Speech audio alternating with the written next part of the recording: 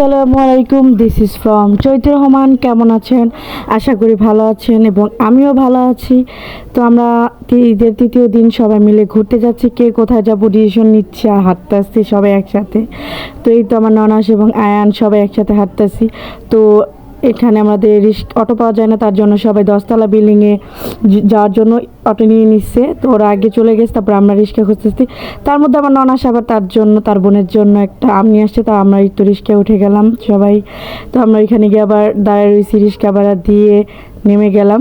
নেমে একটু পরে এই তো অটো নিয়ে চলে আসছে আমাদের অটো নিয়ে আসছে আমাদের জন্য। তো আমরা এখন ডিসিশন নিচ্ছি কোথায় যাব। তো ভাবলাম আমাদের মুন্সিগঞ্জে হাঁসরাইল চোদ্দারপাড়া, টঙ্গিবাড়ি চোদ্দারপাড়া, ওইখানে একটা সুন্দর পার্ক হয়েছে। মানে পার্কটা অনেক সুন্দর ছিল, তো ওইখানে আমরা যাব। তারপর আমরা দেখি রাস্তার মধ্যে কত সুন্দরভাবে, পরিবেশটা খুবই সুন্দর ছিল। তো সবাই মিলে একসাথে সুন্দরভাবে যাচ্ছে অটোর মধ্যে। আবহাওয়াটা খুবই সুন্দর ছিল। তো আমরা এই তো ওইখান থেকে নেমে গেলাম। ওইখানে টঙ্গিবাড়ি ওইখানে নামাই দিল আমাদের। তো ওইখানে অটোটা যাবে না, তা অটোটা শেষ হয়ে গেছে। তারপরেই তো আমরা আরেকটা অটোতে উঠলাম সবাই মিলে একসাথে। তো এখন আমরা সবাই একসাথে টুসুম করে চলে যাচ্ছি অটো দিয়ে সে বাড়িতে। তো কেউ চিনে না, তার জন্য একটা লোক আসছিল, সে আমাদের নিয়ে যাচ্ছে ওই বাড়িতে। পরিবেশটা খুবই সুন্দর ছিল। ওই তো বাড়িটা ওইখান থেকে দেখা যাইতেছিল। তো আমরা এই তো বাসার সামনে চলে আসলাম। তো যেতে যেতে রাতটা সন্ধ্যা হয়ে গেছে, প্রায় মাগরিবের আজান দিয়ে দিবে কাছাকাছি, এরকম টাইমে আমরা গেলাম। তো বাসাটা খুবই সুন্দর ছিল। তো সবাই যাচ্ছে সুন্দরভাবে। আমি একটু পরিবেশটা দেখিয়ে দিচ্ছি আপনাদের। অবশ্যই মুন্সিগঞ্জ যদি আসেন তাহলে এখানে আসবেন। বাড়ি গণেশার চোদ্দার বাড়ি, ঠিকানাটা আমি আপনাদের বলে দিলাম। তো এই তো আমরা ঘুরছি, খুবই সুন্দর ছিল। তো যাদের বাড়ি সে নিজে ইঞ্জিনিয়ার ছিল, সে নিজ হাতে তৈরি করছে বাড়িটা। কেউ তার ডিএস পার্ক হাউস দিছে, নিজের নাম দিছে এটা বাড়িটার। তো বাড়িটা খুবই সুন্দর ছিল, পরিবেশটা। তো আশেপাশে এই যে ওনাদের বাড়ি, এই যে ইনি হলো এই বাড়ির মালিক, এই বাসাটার মালিক। তো আমরা বাড়িটা ঘুরে ঘুরে দেখছি সুন্দরভাবে। তো রাইসা, তারপরে মামার 3 মেয়ে, ওরা সবাই দোলনা খাইতেছে। তো আমি একটু পরিবেশটা আপনাদের দেখাই দিই। বাড়িটা খুবই সুন্দর ছিল, পশু পাখি সব কিছু আছে, আমি আপনাদের অবশ্যই দেখাবো। তো এই তো আমার ননাস, ওরা সবাই পিক তুলতেছে একসাথে। তো আমি একটু বাড়িটাকে ঘুরে ঘুরে দেখছি। মানুষ ছবি তুলতেছিল, তার পিছনে আবার পাখির অনেকগুলা পাখি। তো পাখিগুলোর নাম জানি না, অনেক সুন্দর সুন্দর বিভিন্ন রকমের পাখি ছিল এখানে। তো দেখার মতো, মানে যে কালারিং কালারিং পাখি ছিল। তারপরে চারিদিকে গাছে ফুল গাছ লাগানো ছিল, খুব সুন্দর সুন্দর পাখি। আমার কাছে খুবই ভালো লাগতেছিল, মানে দেখতে খুবই সুন্দর ছিল বাসাটা। মানে মানে পরিপাটিভাবে উনি নিজ হাতে বানাইছে বাসাটা। আবার আয়ন সোনা পাখি দেখেন দুষ্টামি করতে মজা পাইতেছিল, বাড়িটায় ঘুরে ঘুরে সে দৌড়াইতেছিল। তার সাথে পেছনে তার বাবা ছিল। তো আশেপাশে কত রকমের ফুল গাছ টব দিয়ে লাগাইছে, পুষ্কুনি মানে তা পুকুরের মতো বানাইছে, খুব সুন্দর। মাঝখানে পানি, মানে বাসাটা পরিপাটিভাবে বানাইছে উনি। গাছপালা, মানে এই যে হরিণ দেখেন কত সুন্দর, মানে খুবই সুন্দর। উনি বাসার মধ্যে বিভিন্ন রকমের পশু পাখি সব কিছু রাখছে। বাসাটা ঘোরার মতো একটা, মানে অনেক ভালো লাগছে। তো ওনারা আসছে, তো মাশাআল্লাহ বলবেন সবাই, লেখা ওইখানে। তো এটা ছিল হলো ইমু পাখি, অস্ট্রেলিয়ান ইমু পাখি। তো বিভিন্ন রকমের তো গাছপালা এখানে। তো আয়ান সোনা পাখি, ওরা ছবি তুলতেছে। মানে বাসাটা অনেক সুন্দরভাবে উনি আবার সাজাইছে, মানে ঈদ উপলক্ষে। তা আয়ান সোনা এই উনি ছবি তুলতেছে মাশাআল্লাহ। এই তো তারা আবার হাজব্যান্ড ওয়াইফ ছবি তুলতেছিল।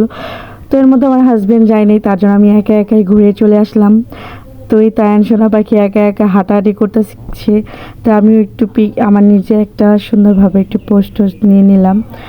আমাকে দেখতেছি সুন্দর লাগতেছে না, আবার গাছের মধ্যে ফুলটা ছিল, সেই ফুলটা আমার জামার সাথে ম্যাচিং হয়ে গেছিলো, আমার সাথে মানাইছে। তো ওনারা দেখেন কত সুন্দর, 3 বোনেরা, ভাইজি বোনেরা সবাই একসাথে দুষ্টামি করতেছে। তারপর আমার 2 ননাস বলে আমাদের এই বাসার মধ্যে একটা পিক তুলে দাও।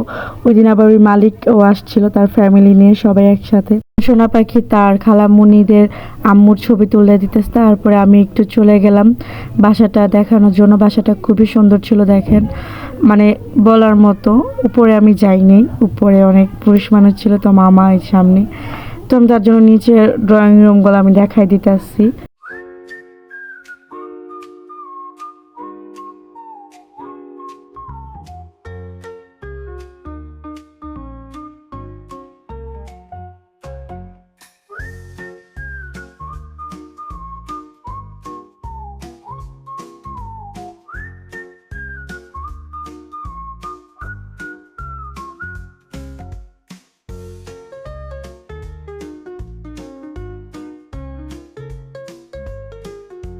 সবাই মিলে ওই গোল আকৃতি ওইটার মধ্যে গিয়ে বসলাম, আমার ননা আসে, আমরা সবাই তো একটু পিক নিচ্ছিলাম।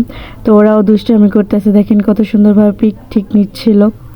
তারপরে আমরা এখন আয়ন সোনাকে দেখেন গাড়ির মধ্যে বসাইছি, সে বসবে না। তারপরে দেখেন কয়েকজন তার ছবি তোলার জন্য পাগল হয়ে গেছে, বাট কিছু মতেই ছবি তুলতে পারলো না। তারপরেই তো আমরা বাসার উদ্দেশ্যে রওনা দিচ্ছি। বাসায় অনেকটা রাত্র হয়ে গেছে, প্রায় 7:30 বাজে। তো দেখেন আয়ন সোনা পাখি এখন কি দুষ্টামি নাই করে, সবাই বের হয়ে গাড়ির মধ্যে যাইতেছিলাম বন্ধুর বাড়ি, মধ্যপথে ঠেকলো গাড়ি, উপায় বুদ্ধি মিলে না। মধ্যপথে ঠেকলো গাড়ি, উপায় বুদ্ধি মিলে না। গাড়ি চলে না, চলে না, চলে না রে, গাড়ি চলে না। গাড়ি চলে না, চলে না, চলে না রে, গাড়ি চলে না। মহাজনে যতন করে তেল দিয়াছে টাঙ্কি ভরে, মহাজনে যতন করে তেল দিয়া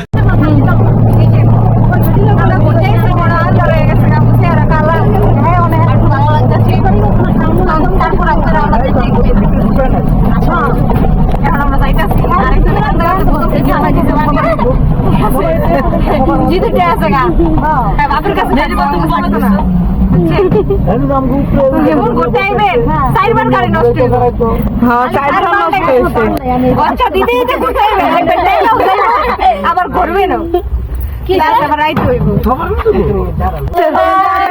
গাড়ি চলে না, প্রায় সত্যি করে যাতে আমরা চাইতেছি মানে আমগো সামনে দিল না, দিল আমগো জসিম ভাইয়ের সামনে বাইরে যাতে বেশি সুন্দর লাগে। ভাই এমনি সুন্দর মানুষ, এই লাল জায়গা, আর আমরা বাসন দিয়ে ভালোই আবার স্টেডিয়াম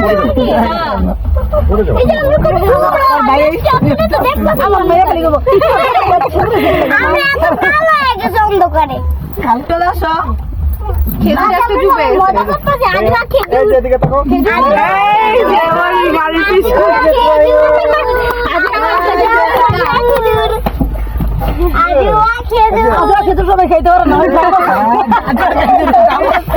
তো এই পর্যন্ত ভিডিও ছিল। আল্লাহ হাফেজ, খোদা হাফেজ। আবারও ইনশাল্লাহ দেখা হবে নতুন একটা ভিডিও নিয়ে। Tata, bye bye.